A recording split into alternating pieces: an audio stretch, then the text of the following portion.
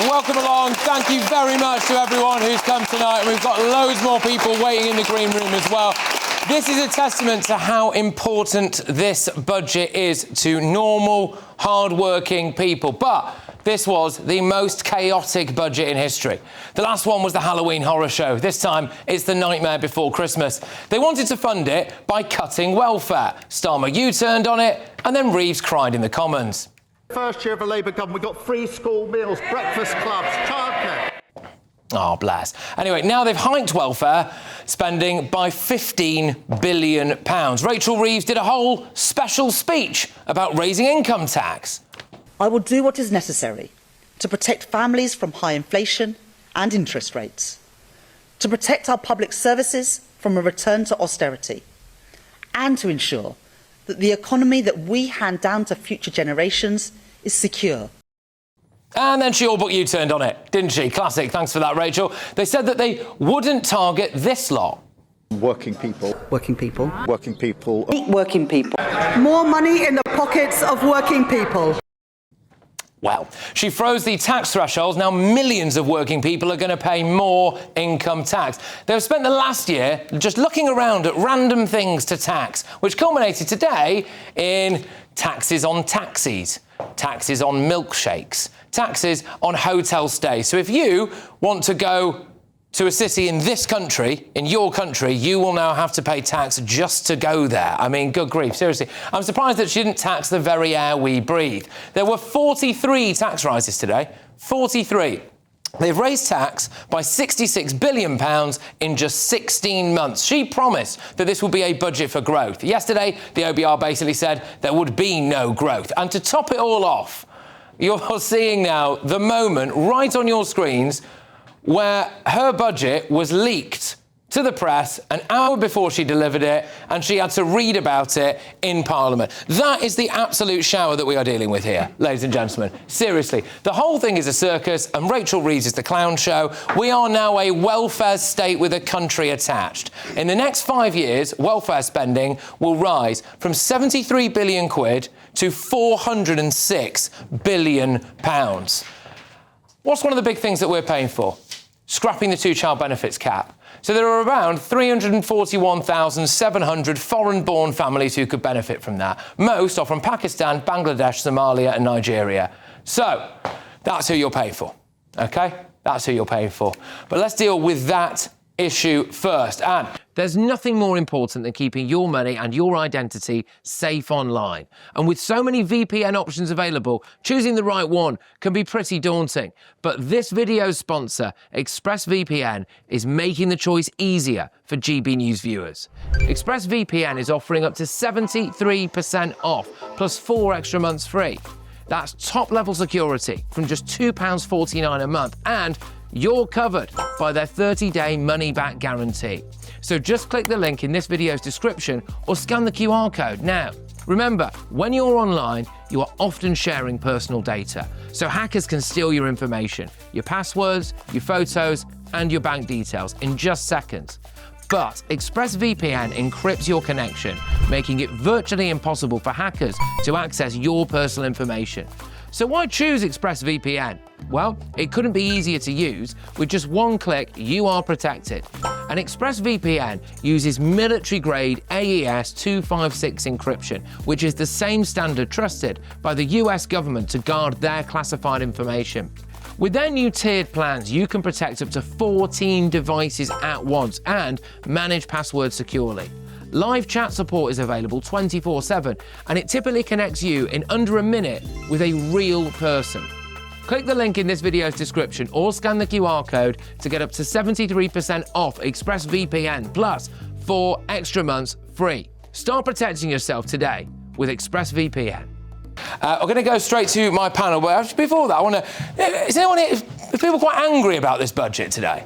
Yeah. Right, that's the general vibe on the ground. Adam, I'm going to start with you, ironically on the far left. Yeah. Do you think that this is a budget basically for benefits? Yeah, look, I've got this written down here. Labour are for the shirkers and not the workers. 117,000 families have 4 kids or more. 18,000 have 6 kids or more. those people will be nearly £15,000 a year better off. They are incentivising baby factories, basically, in homes right now. And it's this budget like this kills aspiration. Labour do not want to see you do well for whatever reason. They're politics of envy. We've seen that with the private school raid as well, which is not gaining them any money. It's spiteful. We've seen it with the farmers. They're not gaining anything from that. They're actually giving foreign farmers the same amount that they would save doing this. So I feel it's vindictive, and I feel like they want to punish working people of this country and just hand our money that we work hard for to people that mostly do not deserve it. There are people on benefits that do deserve it. A benefit system is for those that genuinely need it. That has stopped in Britain. It's a choice. OK. Can we go straight to the audience? Someone got a question? There's a gentleman at the back there. Hello, how are you? I'm good, thank you. Go on. Thanks, Adam, I completely agree. But there were no surprises for me personally in this budget. The benefit system is growing and growing. As Labour makes the point often enough, it's an international benefit system. And once I saw the two-child cap removed, I instantly knew what that meant, being from South London, so I see that with my own eyes. We are the most, if not the most taxed, or one of the most taxed people in the world. And we probably wouldn't mind if we got great value for that, just like any product you buy. Do we get value? And we don't get value. And I suppose my question and suggestion is stop voting for this. May council elections are the next big elections that are coming up, and it's pretty huge. And my suggestion is, and my question is, do you think that that will come out and play out in the polls? All right, well, interesting stuff. And actually, on that, thank you very much, by the way. Just on that, Mark, well, I mean, firstly, if we could try to keep it benefits related, but you actually did say something to me off air that Rachel Reeves is now, what is it, the least... The most unpopular Chancellor of the Exchequer since opinion polling began. So... And I suspect she's going to go down further from that. Look, I mean, it's a predictable disaster, isn't it? I mean, I can't cope with living under this Labour government. It's like being in a loveless, abusive marriage with absolutely no prospect of divorce, basically, isn't it? These guys could be around for another 3 or 4 years. All of the movement here is taking money and incentives away from those who work, by and large, and giving it to those who don't. What do you think the impact of this is going to be? She seems to think we're going to get economic growth by conducting some sort of rain dance, just talking about it, as if you can wish economic growth into existence. If we want our economy to grow, which is the only way out of the unbelievably deep fiscal hole we've dug ourselves into, you've got to incentivise work and incentivise people to come off welfare. We are doing exactly the opposite. Worst of all worlds, I'll tell you this right now, we'll be back in exactly the same situation in 12 months' time with another black hole to fill and taxes going up yet again. We are now truly in a doom loop of Rachel Reeves' making. Can I just, sorry, before we go later on this, does anyone here think it's a good thing to scrap the two-child benefit cap? Because I would like to hear from you if someone does. No one. No one at all. Really fascinating that. Because the system that benefits from it, so she's happy. Go on. Sorry, the microphone. If you there are individual stories out there. One of my own sisters will benefit from this, so she's pretty happy. Yeah. But they are quite rare stories. But overwhelmingly, it is an international policy. I think they know exactly what they've done here. Adam already made the point beautifully. But there are some, different people that will benefit, and the stories are quite nice, but they're few and far between. OK, all right. Layla, do you worry that that basically a lot of this two-child benefit cap thing is going to go to people from foreign households who are in Britain? Yes, I do. And Reform was very clear that we would scrap the two-child cap benefit for full-time working couples because successive governments have imported foreign cheap labour, which means they've imported cheap wages. Wages have been stagnant since 2008.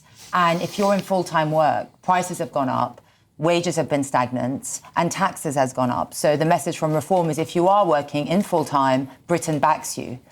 Whereas Labour's message is if you are working in full-time, doing your bit, Labour taxes you. But you talk about them being vindictive. There's nothing vindictive. Starmer was very clear before the election. He said he's a socialist. And socialism never rewards independence. Socialism rewards dependency. And that's what you're seeing by the end of this parliament. The tax burden is going to be 38% of GDP.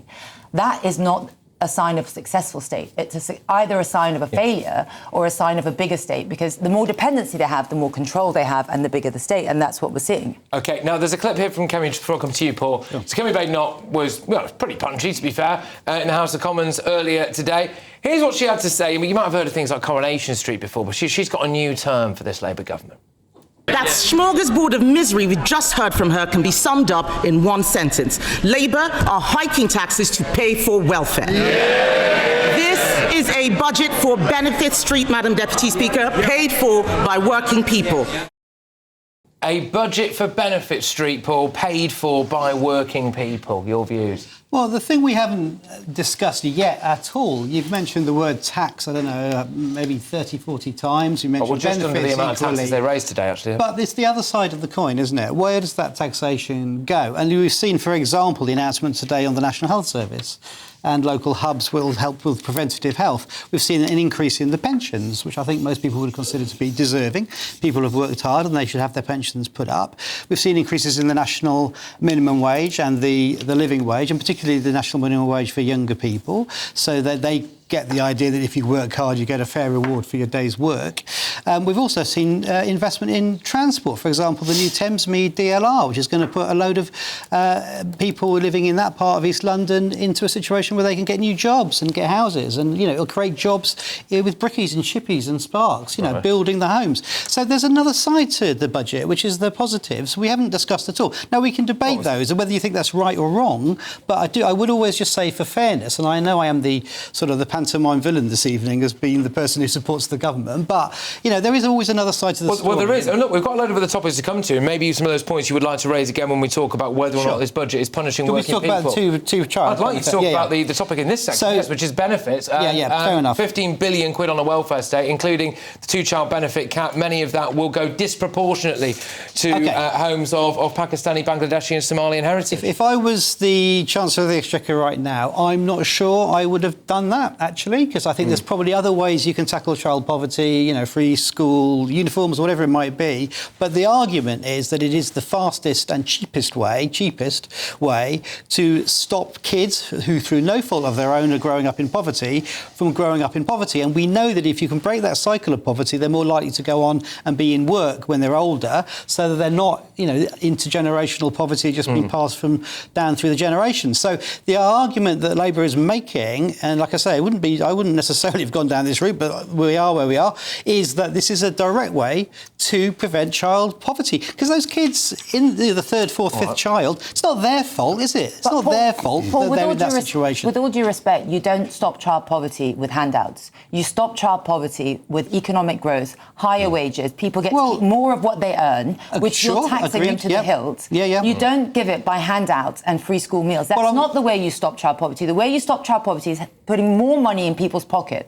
Whereas Labour right now see that if you work, if you invest, if you're a pensioner, you're a piggy bank to be drained to pay for those that don't. Pensions are going up and the national minimum wage is going up, so people are being rewarded for their hard work. They're taxing savings and ISAs. Yeah. Well, so they're giving him with one hand and taking away with the other. I would say that, I mean, we're going to get into the reasons why we are where we are, but I mean, you know, it has been 15 years in the making, this budget, simply because of all the things that we'll talk about later, I'm sure. Just to say some stats on this. Yes, gentleman with his hand up there, I'd love to get the microphone to you, if that's all right. Brilliant. Whilst we do that, there are 710,882 households on universal credit with 3 or more children.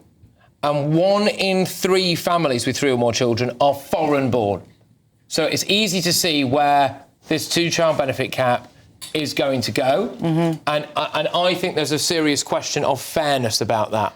Yes, of course there is. And look, I've got no doubt that Paul will fall back on the Reeves-Starmer line that absolutely everything that's gone wrong in the last 14 months is really down to the Conservatives over the last 14 years. He's not completely wrong. He's not completely wrong. Behind the trust budget, tank the economy. This is tanking the economy far, far worse. I mean, our gilt rates are higher. Our debt is out of control. That's the budget. The problem with the Labour Party is it's not willing to cut expenditure in any area whatsoever. To be fair, the welfare bill was the highest it ever was under the Conservative. But now it's high. They're taking every Conservative error and doubling down on it. They're just growing the monster. They're doubling down on every Conservative mistake. Someone who's definitely not a monster. Right, it's this gentleman here. Well, we're going to find out, aren't we, sir? We're going to find out. The jury's still out. Keep it relatively snappy, if you wouldn't mind. What would you like to say? I just want to pick up on your point that you said said right next to your mouth, sir. Sorry. 15 years in the making, but aren't you the government that, when you handed over to the Tories, left the note that said the coffers are empty, we've spent everything? So the Conservatives inherited your debt and have spent the last few years banging on. We were £1 trillion north from the point when Liam Byrne wrote his humorous note. So that wash does not wash, because what happens since then with the trust budget, and also things like COVID, to be fair, which nobody predicted or wanted, but and the crash, and then Ukraine, and all these things have aggregated to the situation we're in now. Let's just remember, Labour started the mass immigration experiment on us. Tony Blair, Gordon Brown. You had 20 minutes in there, you know, before you started mentioning immigration. They started the ball rolling. On that it's my opinion that this country is far worse off because of Tony Blair and Gordon Brown. All right. Right, great stuff. Thank you. And there is so much to get on.